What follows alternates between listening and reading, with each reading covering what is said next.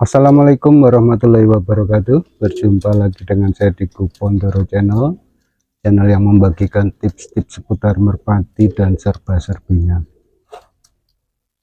Sore ini saya akan menanggapi request dari Mas Marsam ya. Pak, tolong tunjukin yang jelas untuk paruh yang tebal dan tipis itu bagaimana. Ini ya Mas Marsam, saya akan tunjukkan contoh burung yang sebenarnya saya nggak punya burung merpati yang paruhnya tebal ya, tapi ini ada yang agak tebal sedikit, walaupun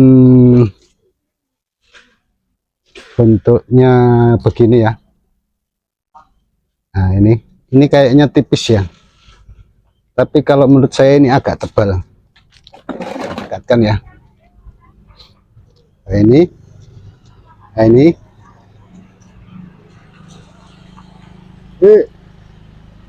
ini agak tebal kalau menurut saya. Kelihatan ya. Ini kalau yang agak tebal ini di sini ada kayak melengkung ya. Mudah-mudahan ini jelas ya. Nah, ini agak melengkung. Kemudian dia agak terkesan basah. Ini sebenarnya memang agak tebal kalau menurut saya. Enggak tipis ya. Walaupun ini nampaknya meruncing, tapi ini ada, ini sebelum ujung ini, yang di sini ini agak ada melengkungnya sedikit ya. Nah itu ya, kelihatan ya. Ini untuk paruh yang agak tebal ini teman-teman, dan juga Mas Marsam. Ini kepalanya bagus, tapi ini paruhnya agak tebal.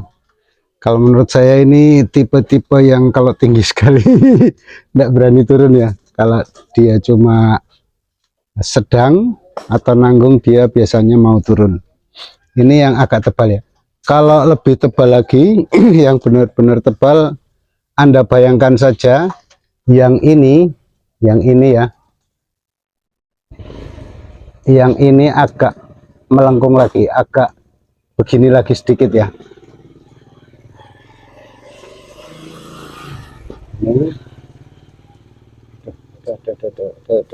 Diam. Nah ini ya. Nah dia agak ada naiknya di sini ya, di ujung sini ini ada kayak naiknya. Yang ini, nah itu ya. Jelas nggak ya? Itu ya Mas Marsam. Kemudian ini yang tipis. Nanti Mas Marsam silakan lihat perbedaannya ya. Ini yang tipis.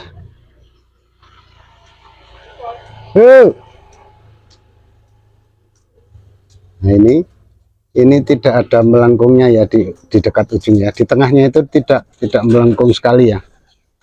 Kalau yang tebal nanti akan melengkung sekali, tampak sekali. Kalau ini tidak terlalu.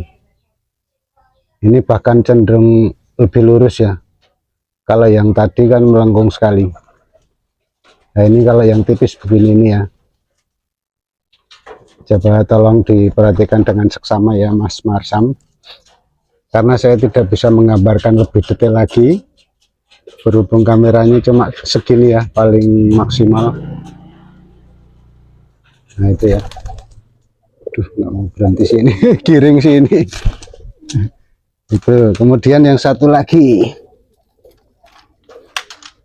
Nah yang ini teman-teman dan juga Mas Marsam, ini walaupun kelihatan besar, tebal, ini sebenarnya masuk di kategori paruh tipis ya.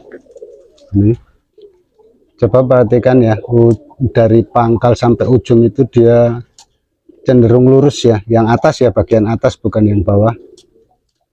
Ini masuk ke tipis.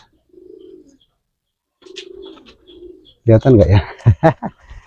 Ini kelihatannya paruhnya besar ya, karena sesuai dengan kepalanya yang besar.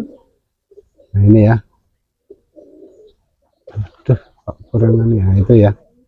Mudah-mudahan ini jelas ya teman-teman dan juga Mas Marsam.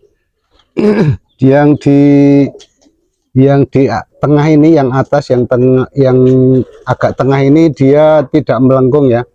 Kalau yang tebal dia melengkungnya kentara sekali, kalau ini tidak ya. Ini mendekati ke lurus begini ya. Ini walaupun paruhnya kelihatannya tebal, tapi ini masuk kategori dalam burung paruh tipis.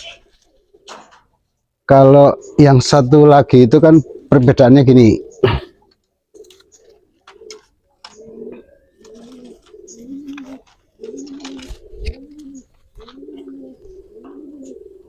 Ini yang paruh agak tebal ya, bukan tebal sekali, ini agak tebal lah ini.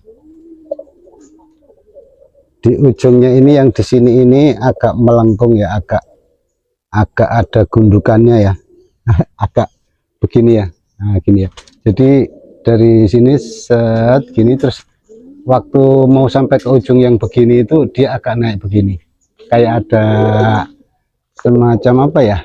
Lengkungan sedikit gitu ya. Ini untuk yang paruh agak tebal. Nah, kalau dia semakin tebal akan semakin tinggi gundukannya ini, yang tengahnya ini ya. Nah, itu ya. Jelas ya. Jadi kalau yang tipis itu walaupun kepalanya besar, kemudian paruhnya besar, tapi dia begini ya, segitiganya paruhnya lurus gitu ya. Kayak yang ini, saya ulangin lagi. Kalau yang megan itu susah sekali dipegang karena masih giring ngejak, masih giring kakat. Ini ya, ini kan besar paruhnya ya, tapi dia tipis karena bentuknya begitu. Ini bentuknya. Nah, ini ya. Jelas nggak teman-teman? Mudah-mudahan jelas ini ya. Dan saya akan ambilkan contoh lagi yang tipis lagi ya. Kalau yang tebal sekali saya nggak punya, karena saya tidak suka burung yang paruhnya tebal. Ini aja yang perumpung itu termasuk agak tebal, tapi lumayan masih ya, nggak terlalu tebal.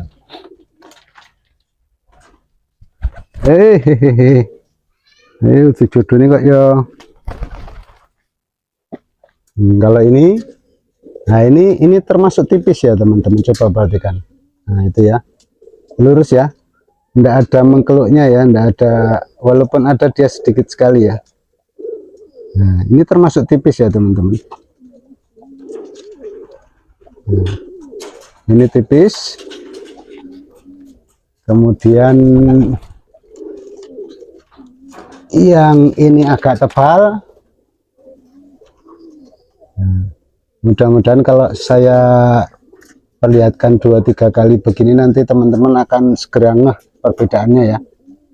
Nah itu ya, dia agak lebih melengkung di sininya ya, di sininya ini. Nah, ini termasuk sedang lah, nggak tipis sekali, nggak tebal sekali, artinya dia di bawah sedang, masih agak tebal sedikit saja, nggak tebal sekali.